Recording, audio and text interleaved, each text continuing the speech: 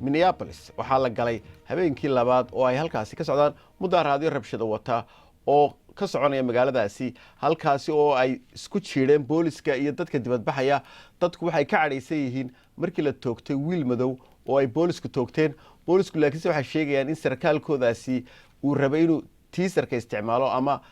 korontada qalabka ku shaqeeya laakiinse ay dhacday bay yidhahdeen in uu baastolad halkaasi ku isticmaalo oo uu dhinto ninkaasi madow isla magaaladaasi waxaa ka soconaya iyadana kiiska loo haysto askarigii kale ee caddaanka ahaa dilay George Floyd waa ninkii madoobaye Junaidi Faarax ayaa inoo haya wararkii ugu dambeeyay ee Minneapolis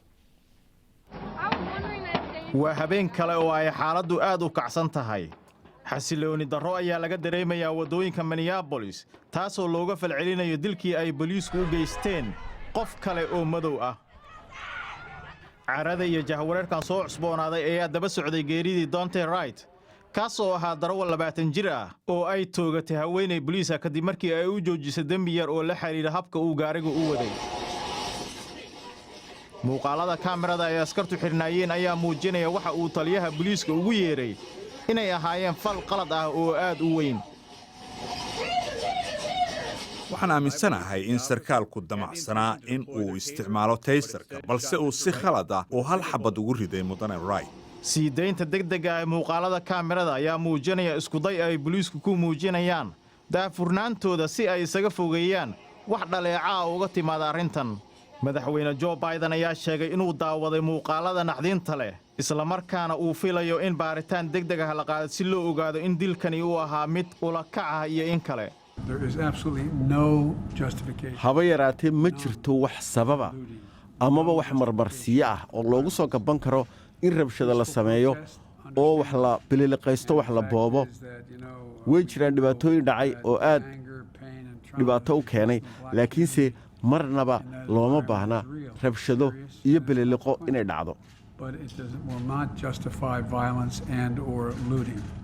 iyada oo ay weli socoto kiiska maxkamadda askarigii lagu eedeeyey inuu geystay dilkii George Floyd ayaa haatan galaya gunaanadkii kiiska dacwadda waxaana maxkamadda horteeda maqaati ahaan uga hadlay George Floyd walaalkiis oo ka hadlay xaaladda qoyskiisa ay ku sugan yihiin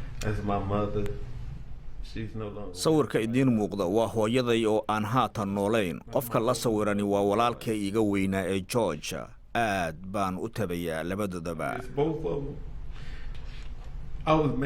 waxa aan guursaday 24 bishii May walaalkayna waxa la dilay 25 May hooyadayna waxa ay dhimatay 30 May ee isla bishaasi oo ay ahayd mid macaan iyo qaraar ah sababtoo ah waxay bishaasi ahaan lahayd mid aan ku farxo maalmaha soo socda ayay qareenada Derek Chauvin xeerbeegtida u soo gudbin doonaan difaacooda iyada oo dhawaana la filayo inay soo gabagabowdo kiiska dacwadda ayaa ammaanka maxkamadda iyo guud ahaanba magaalada aad loo adkeeyay xilli ay weli xamaasaddu aad u kacsan tahay